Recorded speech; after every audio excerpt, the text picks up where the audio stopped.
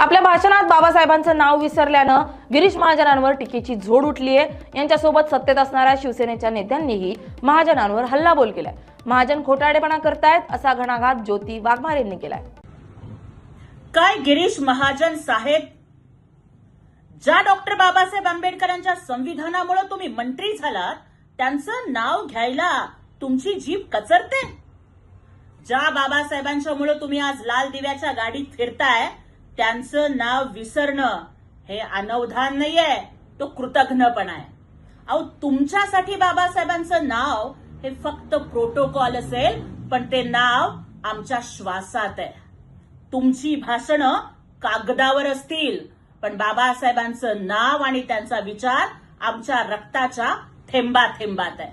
आणि सलाम त्या जिगरबाज वाघिणीला, माधवीताईला, जिनं भर सभेत नोकरीची भीती न बाळगता, सत्तेची तमा न करता मंत्र्यांना जाब विचारला।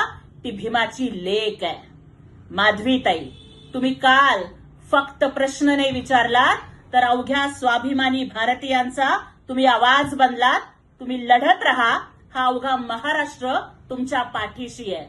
जय भीम, जय शिवराय।